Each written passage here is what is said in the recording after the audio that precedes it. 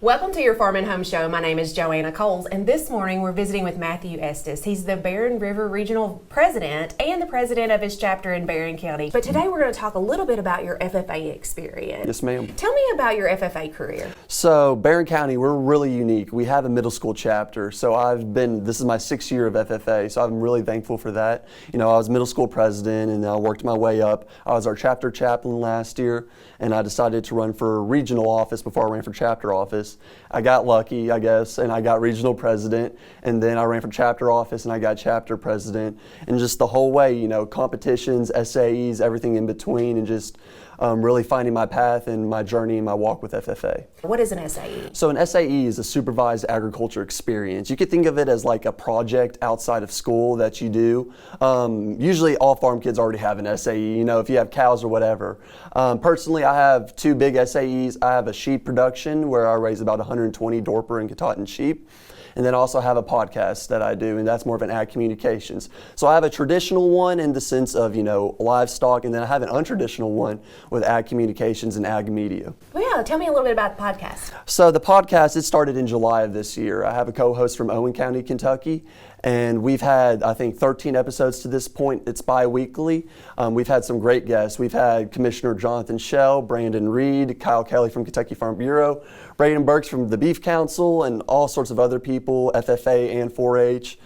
It's not just FFA related, it's the future of agriculture is what we call it. And it's just to inform and to inspire, basically, the youth agriculturalist. Okay, and so what's the name and where can we find it? It's called the Rooted in Ag podcast. You can find it on Instagram or Facebook, and then you can listen to it on Apple Podcasts, YouTube, and Spotify. All right, awesome. And how has that increased your FFA experience through that SAE? It's really cool because you have people that listen to it, obviously, that are members, and so you make those connections. Like, I love it when people reach out after an episode and they tell me, hey, I love this episode, and then I go to state convention or I go to state fair and I see them and I talk to them, I'm able to make that connection.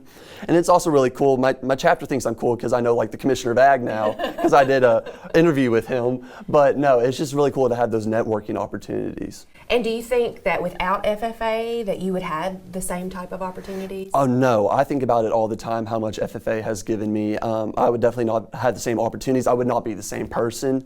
I feel like my communication skills would not be nearly as good, especially in a post-COVID world. I just feel like I wouldn't have as many friends either. I just wouldn't, you know, have some of the opportunities that I've been given that are outside of FFA, but FFA helped get me there. In that sense, and then obviously ag classes and all that great stuff. Yeah, and like 120 sheep, that's not a small No, SAE it's a big project. flock. It's a big flock. And so Matthew, I know you're a senior this year. Yes, ma'am. And so what does the future hold? So hopefully my mom's not watching because she does not like this answer, but I will be going away to the University of Kentucky to study in agricultural economics. Yeah, and so a great program. Yes, ma'am.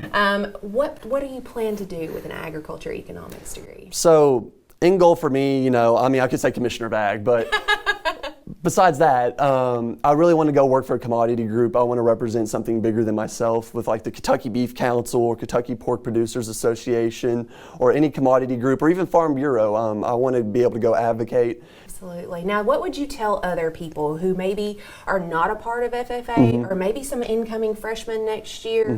Why should they join FFA? It's a chance to be something bigger than yourself. When everybody puts on that blue jacket, you kind of have that instant bond, and it's just a lot of cool opportunities. And people in the community usually recognize and respect FFA members.